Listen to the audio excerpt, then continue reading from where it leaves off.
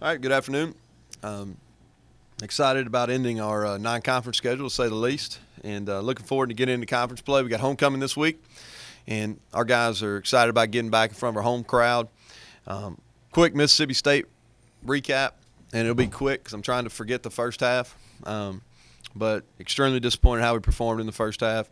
I don't think we competed at a high enough level, and we got overwhelmed in some aspects. We got overwhelmed with their defensive front, and we got overwhelmed with their speed on special teams, and reasonably so. They're a really high end team. They're a team that I think is going to be extremely competitive in the SEC West. And Dan Mullen and his staff have done a great job recruiting. We talked about it in the same place last week of length, and they're a long team. They're big, and they run extremely well.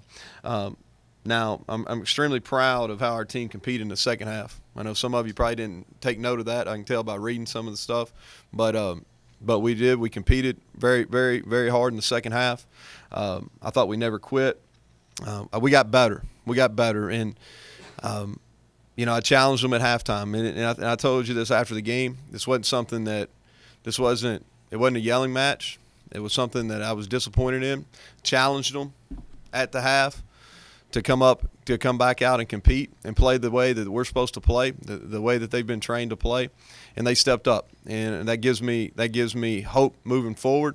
And I think that, and I really hope that looking back, that's going to be a pivotal moment in our season and in our program. Offensively, we struggled early in the game.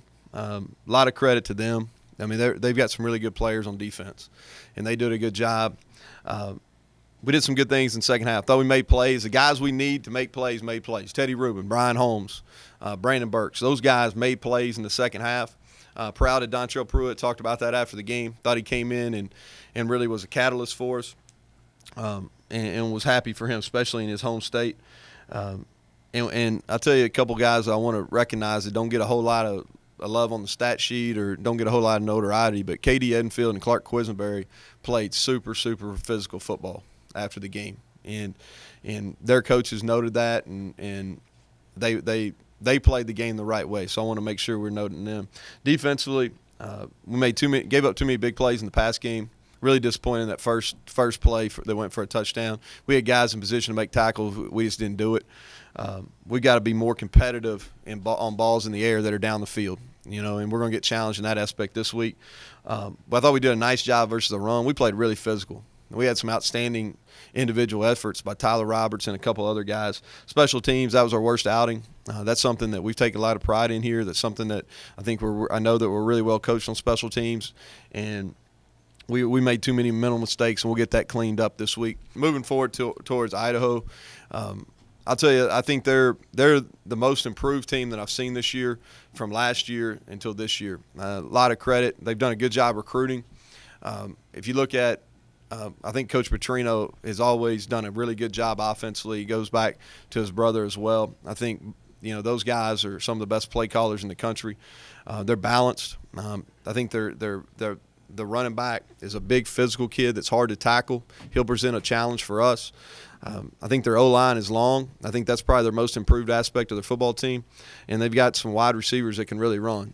Obviously the Epps kid is one of the top-ranked receivers in the country.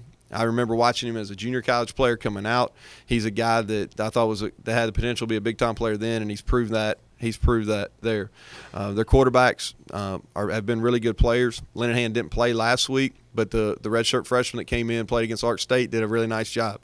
So I think they're going to present some problems. Probably as balanced as a team as we've played offensively.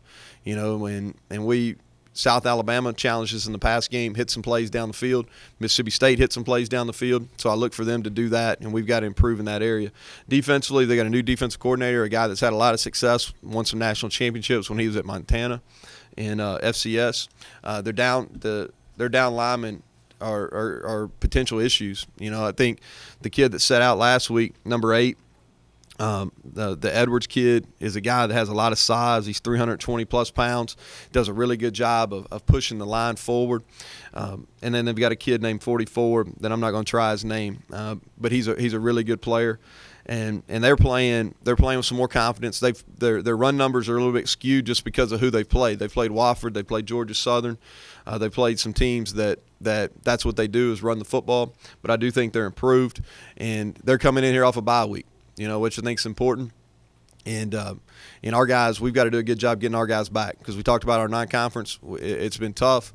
Our guys are a little beat up. We've got to do a good job getting fresh and be ready to go on Saturday afternoon at 2:30. So, with that, questions. As Brandon Silvers and does Dontrell Pruitt's performance in the second half kind of give you hope that if Silvers is not ready to go, that the offense will be fine? Yeah, well, Silvers is going to be probably a game-time decision. He's improving. Won't know anything for sure until Saturday. But I do. I have confidence in Dontrell Pruitt. I was pleased with how he came in and performed.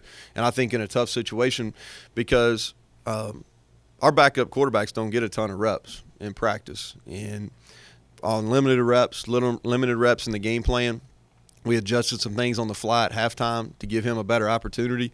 So I was pleased with that. Our kids have a lot of respect. He was a captain in that game. So that tells you what kind of respect our kids have for him, for a backup quarterback to be a captain in that game. I think that tells you kind of what he's about. So and he'll play better. He'll play better with more practice. He'll get some more practice reps this week. So I think we'll be fine. Even if Brandon is able to play, seeing as how well Dontrell did during that game, is there going to be more options for him to get in the game? Yeah, I think he gives us an option to make plays. And coming out of the spring, our plan was to play him and have packages for him. And then he struggled a little bit in preseason camp, and we got away from him a little bit. And Brandon played well and played really at a high level. So what his performance in the second half did is earned him the opportunity to play. So even when Brandon's healthy, we will figure out ways to get him the ball. Has he jumped Dallas in the depth chart with that performance? He moved ahead at Dallas, yeah, and Dallas did some good things. Dallas was a victim of, again, it's sometimes it's unfair to judge quarterbacks based on when they have to go finish games because they get so limited reps, And Dallas is a kid that still have confidence in. That's the pick that he threw was one that ball shouldn't have been thrown. Probably should have scrambled. I thought he came in right in the middle of a series and moved the ball there, got a couple first downs. But, Dontrell played at a little higher level in the game on Saturday. Saw some shake-up in the wide receiver floor and a little bit on the offensive line. Is that just trying to find some rhythm for this offense? No, that's just we're going to reward people that do what we ask them to do. And we're going to reward people that make good decisions off the field, that do what we ask to do, that play the game disciplined, that play the game hard at all times. And so that's a reflection of that.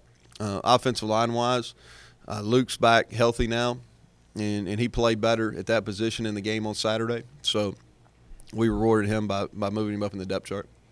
How important was it for this team to get it turned around and play like they did in the second half? Well, I think it's big. I think time will tell, Jerry, really.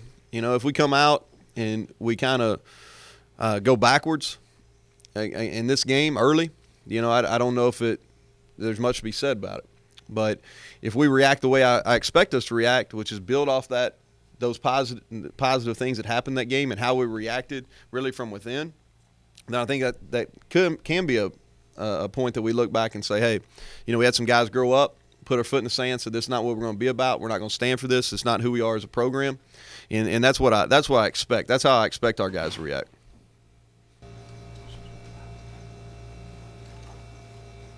Anybody else? I guess especially with a quarterback injured, not really knowing what that's going to be on Saturday. I know you said the numbers are a little bit skewed with the run game, but clearly teams can run against this defense. Is this a time where maybe you guys can really start to get your run game going now against this Idaho defense? I think here's the thing. Things always work hand in hand. Like we've got to be able to challenge people down the field. Because what happens right now is we're not challenging people downfield because either we're not getting open or we're not making plays. Either on the ball's not being delivered where it needs to be, or we're not winning on one-on-one opportunities because people are playing us in man coverage. And when they do that, there's an extra hat in the run game.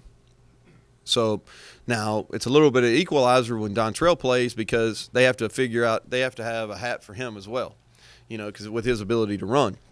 So we've got to be able to make plays down the field to get teams to back up a little bit, to give Burks and Flakes and some of our other guys an opportunity to run the ball, because they've been outnumbering us. And like Burks had a tremendous play on the long run against Mississippi State, and really we didn't block a whole lot of people. You know, he made a tremendous individual effort, but I think it's important. And we're definitely going to try to establish that early running the football. What's the biggest threat? What's the biggest threat that Idaho has on offense and on the defensive side of the ball? Yeah. Well, offensively, to me, is Desmond Epps. He's their wideout. He's one of the top.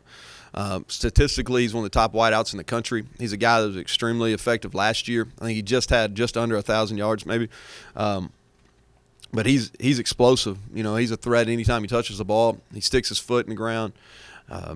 You know, really disciplined route runner. The running back, because of sheer size, you know, he's 230-plus pounds, runs the ball hard. They've got a couple other wideouts on the perimeter. Number 8, his name's Santa, and he's a threat too. They've done a nice job recruiting. They're a quality offense. I mean, you know, our fans will be impressed with what they're going to do offensively. They do a lot of shifts, a lot of motions, do some things and some formations that get you in a bind, do a nice job of some short passes, move the pocket well. Like I said, they're a well-coached offense. You know, a well-coached offense. Defensively, their front, there's some familiarity there because Coach Hardman, Bam Hardman, our defensive line coach, was a defensive line coach at Idaho last year. Quentin Bradley, a kid on their defensive line, is their best pass rusher, I believe. And then the 2 big kids, Edwards and number 8 and number 44 inside, have done a really good job getting pushed. Whether it's USC or whoever they're playing, they're getting pushed. So, and then they play a 3-man front, which at times we have not handled that well this year. Do you guys see this as a must-win game for bowl chances? I don't know. I think it's probably too early. You know, I do think this. I think we need to win our home games. You know, I think if that's going to be a realistic possibility, we got to win our home games, and we've already given up one. You know, and a game that we had an opportunity to win, we didn't get it done. And so, you know, my message to our football team this week is, we've got to play better at home. We need to win. We need to win our games at home. And y'all have heard me talk about it a bunch of times. For us to get where we want to go, postseason, conference championship, we got to hold serve at home.